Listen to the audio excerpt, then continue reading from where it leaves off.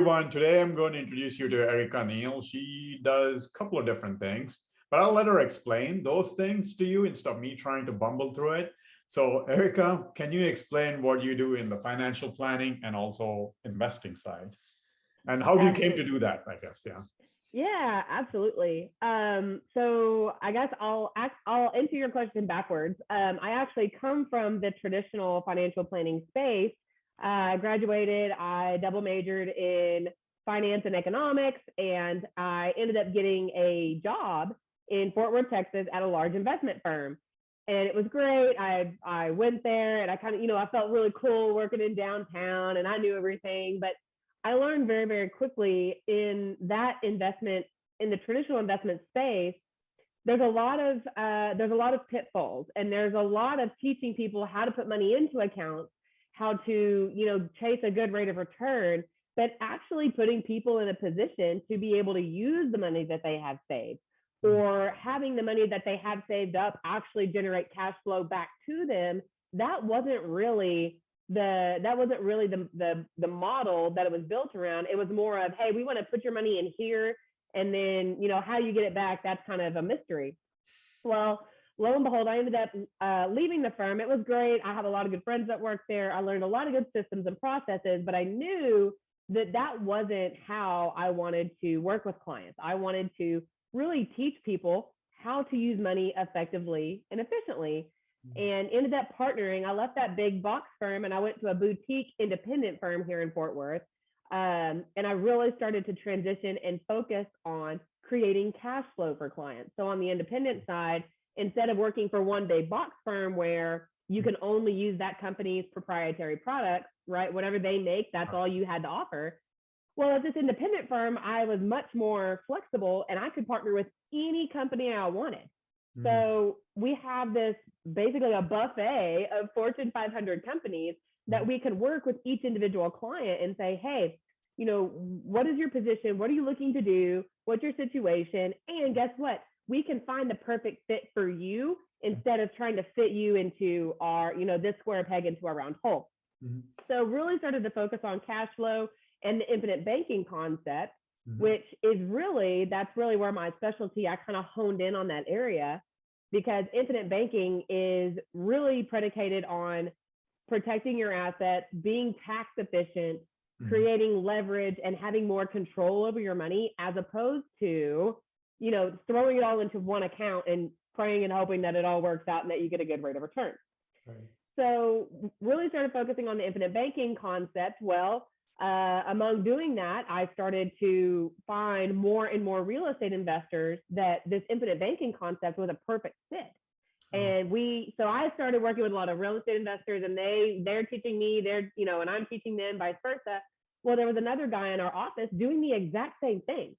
And so he said, hey, why don't we partner up? Like, you're doing real estate and infinite banking, I'm doing real estate and infinite banking. Why don't we create a partnership? So we did.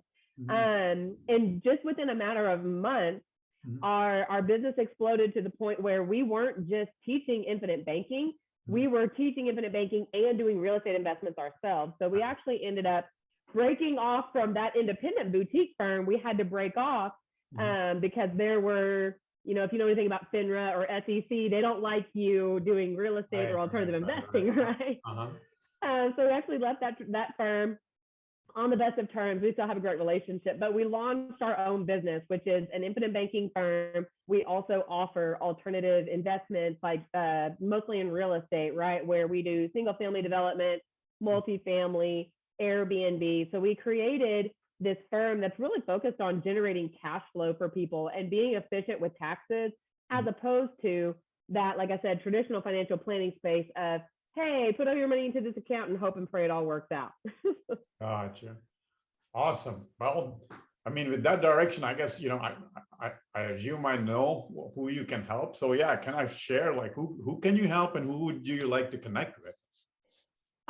My heart is with entrepreneurs in that broad space. So they're, again, real estate investors. Those are really big ones, because real estate investors and business owners, right? The entrepreneur mindset, that is a very different mindset. Like, we are out of the box thinkers. We like to be creative. We like to look at solutions, we don't just see something and only identify problems.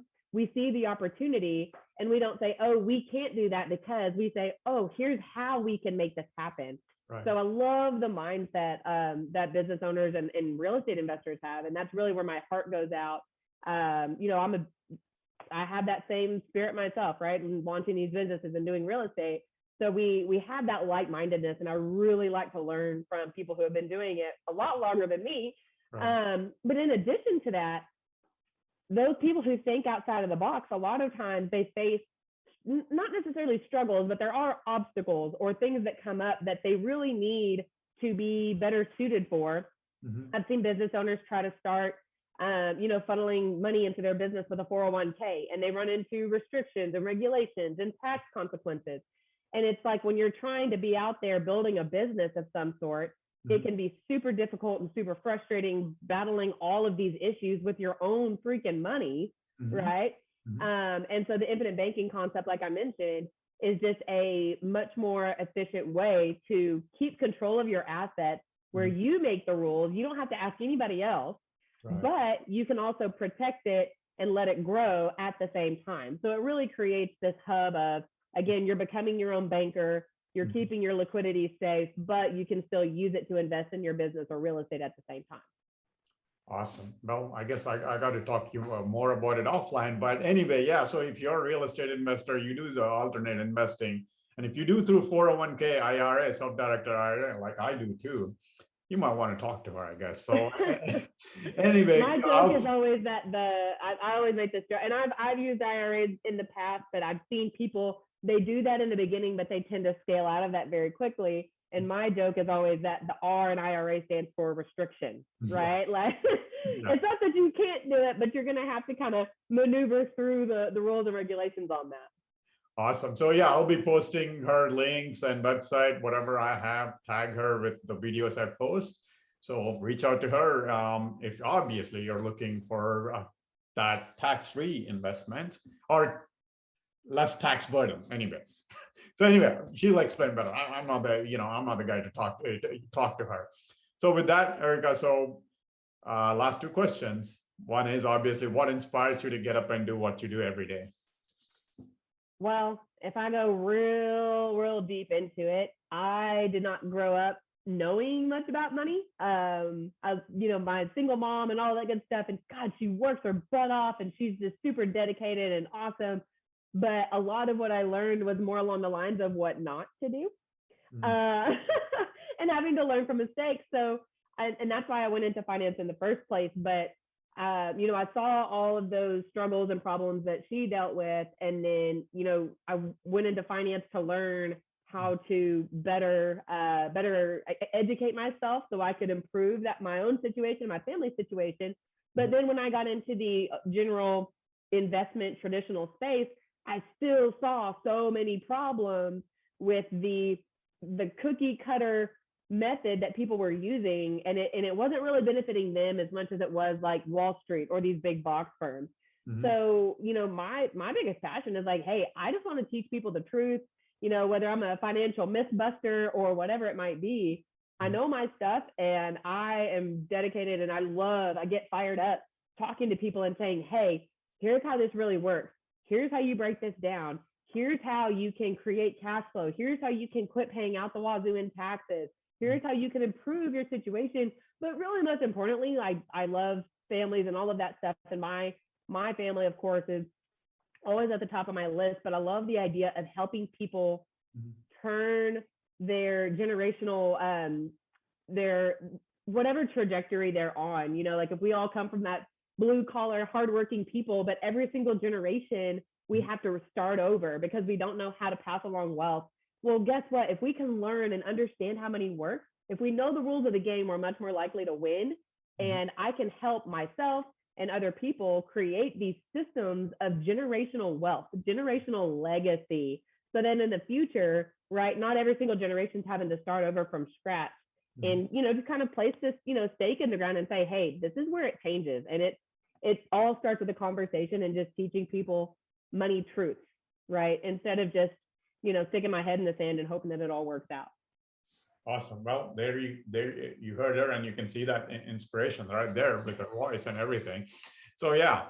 Well, last question. Obviously you've been successful both the real estate world and the financial planning world. We talked about books, all that stuff. So tell me, give me one tip, that Mm. has helped you personally or professionally that can help others. Oh, okay. Personally or professionally, hmm. I would say, man, just lifelong learning, right? Like Raju, we were just talking about um, consistently like reading and looking at new perspectives and all of that. And I would say my number one tip is always be a student, always be learning something, always, right? Like, because if we're not growing, we're dying, right? So I want to figure out a way to stimulate my brain to do something. And my husband makes fun of me. I told him the other day I'm working on a couple of little projects. And he's like, and I've told him, I was like, oh my gosh, this is almost coming to fruition. I've been planting these seeds for a long time.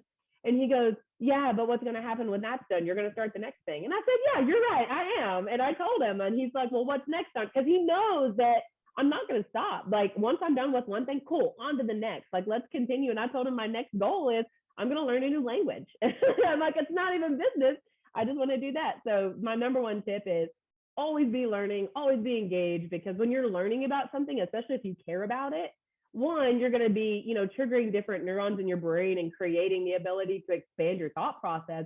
But it also, like, people don't realize that stimulation also helps your body, your mindset, your energy, your positivity. So, I mean, there's no downside to learning something, even if it is a new language or, ballet dancing or whatever. It's something new to continually stimulate your brain. Awesome. Neuroplasticity, right? That's the word. Yes, you know exactly what neuroplasticity. You're exactly right. Awesome. Well, as you can see, she's fun to talk to too. So yeah, reach out to her for financial or real estate, or maybe just to learn something from her. All right, I'll be posting stuff. Like I said, whatever I have of Erica, and then you can reach out to her. And Erica, thanks for taking the time. Thank you, Raju. I appreciate it.